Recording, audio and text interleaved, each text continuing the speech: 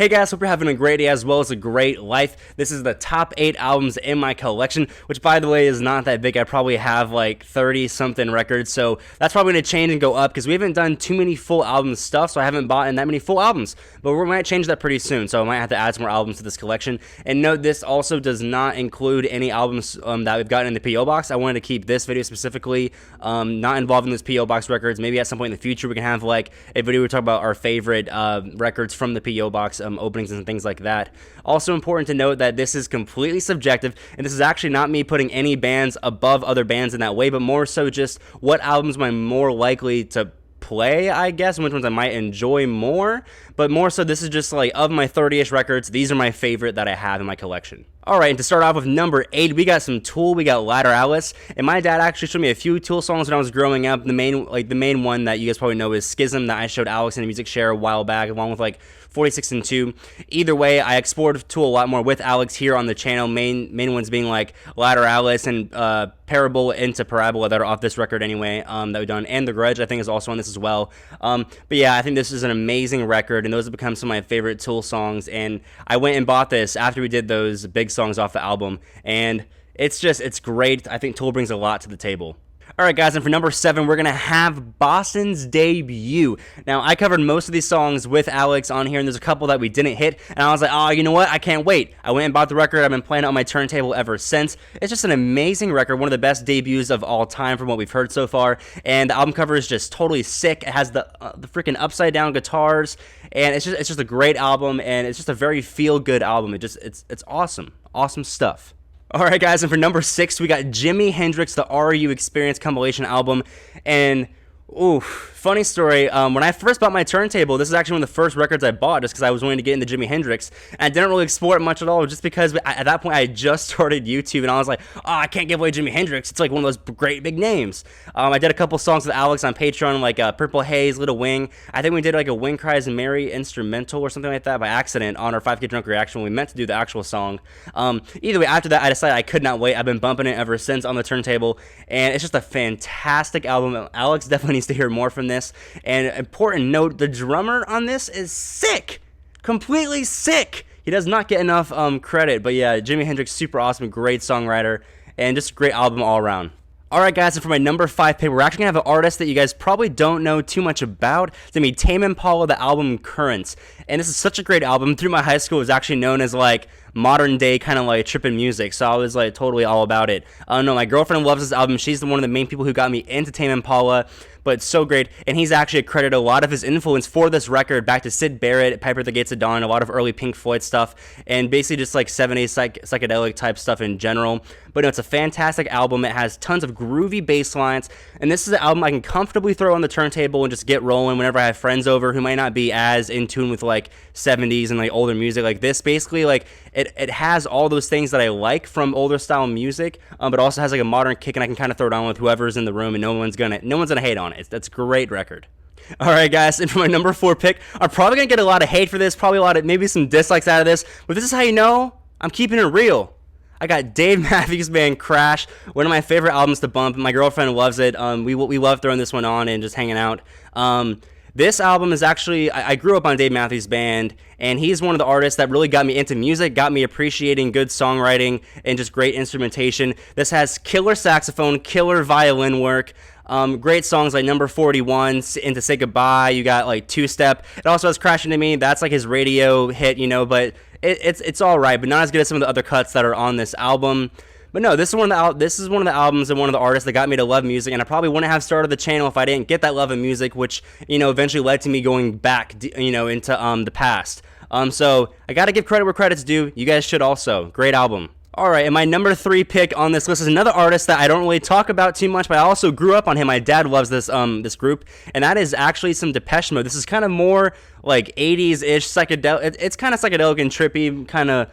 It's just weird. It's very, very different record, but I do think it has all the 80s production elements that I like, and they're not overdoing anything. I actually really enjoy every single song on here. I can throw it on, and there is not a single song that I don't appreciate and think it belongs on here. I think Black Celebration is a phenomenal record. I like some of their other stuff too, but this is the only album they have that I like every single song through. I think it's a fantastic record, and I had a huge phase where I was just bumping this record all the time when I was back in high school. And yeah, Depeche Mode. Alright guys, I think I'm a little bit too excited to show you my number 2 pick for this list, but we got Black Sabbath, Paranoid. Funny story about how the channel first started. The only Black Sabbath song I knew previous to this was War Pigs by them, and I watched a Lost in Vegas reaction to War Pigs my freshman year in college, as well as a Wish You Were Here reaction that they also did, and those 2 reactions from them alone is what inspired me to start this channel, where I quickly brought Alex along. But before I did that, I did a full album reaction to Paranoid, and after I finished that full album reaction, one of the first things I did was went out and bought this record. It's phenomenal. It kind of is a foundational stepping point for what metal was to become. I loved the anti-war themes that were throughout this record. It had everything you like from their debut, which I explored right after I listened to this back when the channel started. But it has all the awesome stuff from their debut, but then you throw in, you know, songwriting that they really just refined, and this is basically pinnacle Black Sabbath for me. I've only really heard their first like 3 or 4 albums all the way through, but this is my favorite of all of them. I know they have their Dio stuff later on, but that's not going to compare to the Ozzy shit back when you got Paranoid type stuff going on. This is where it's at.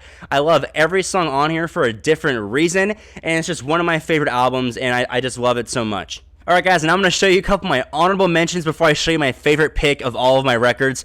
We got Hosier, however you want to say it. This is more of a modern artist that my girlfriend got me into, and it just has a lot of really awesome influences, a lot of really soulful, genuine songwriting. Has songs like, you might have heard of it, like Take Me to Church, a song called From Eden, and it's just a very great modern album. Another one I can comfortably throw on if I have friends over, and it's a fantastic record. It's just, everything about it's cool, and I love the album cover. It's a great album. Alright guys, and another honorable mention that didn't quite make it to the list, but is also an amazing album, is one that my dad raised me on, which is going to be some Sublime. They're self-titled. This has tracks like What I Got, Garden Grove, Santeria, just a bunch of really awesome songs. A bunch of my karaoke bar go-tos, actually. I love just singing this shit after a couple drinks.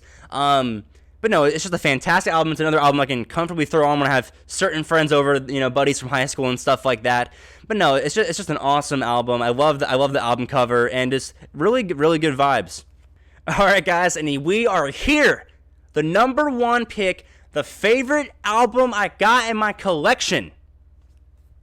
Y'all know it had to be Dark Side of the Moon. Now, here's the deal. It might not be my favorite Pink Floyd record. That's up for debate. It depends on the day, the time, the month, all kinds of factors. Bottom line, it's definitely the Floyd album to have. It's the Floyd album. If someone hasn't heard it, you got to show it to them. Everybody needs to hear this album at least once, and I have been that guy where someone might not be too into 70s music or anything like that, and I'm like, listen, buddy, you're in my house, we're hanging out, you got to hear this album at least once. That's the deal. I heard this album the first time my senior year in high school, right as I was starting to get into this type of stuff, and then shortly after I explored Wish You Were Here and The Wall and all that stuff. But this was my gateway album. They are my gateway band into this culture, everything involving. The reason I'm sitting here right now with you guys is this record. It solidified my love for Pink Floyd. It solidified my love for music. Our boy David Gilmour is the reason I even freaking own a guitar. It's just one of the best albums of all time, and it's my favorite album that I have in my possession, and boom. All right, guys, I have to say it again. This list is subjective. I know some of y'all are gonna hate on me for some of the ordering and just the inclusion of this or that or whatever, but we got to understand is the common thing that we all have is the love for the culture, the songwriting, all this amazing stuff, and you just got to acknowledge that. And understand that I'm not putting any band ahead of any other band. That's not what I was trying to do here. Here, I'm showing you just my favorite albums that I have. That's the bottom line. Now, with that said, what albums do I need to add to my collection? What albums do me and Alex need to do full album reactions to? Like, what albums need to be on the wall, need to be on this list, need to be on this wall hanging around? Like, what do we need? And to piggyback off that, what were your guys' favorite albums when you were my age or maybe even a little younger that you kept worn out on the turntable? Maybe you had to buy another one. What was that album? What was your first vinyl? Like, Give me some details, guys. I'm trying to get to know you a little bit. You saw my album collection. Give me a little bit of insight on either yours currently, maybe some favorites that you have now that you've collected over the years, or what were your favorites when you were younger? Let me know. With that, let me know how you felt about this video. If you would like a video of us going through our favorite albums that we've gotten in the P.O. box or something like that, then we should have more, videos regarding vinyls or anything in the vinyl culture, maybe like a record store vlog type thing I think me and Alex were talking about. Either way, let us know what you guys are interested in, and let me know if you like this video. And with that said, I will see you guys tomorrow with a banger that you guys voted in. See ya.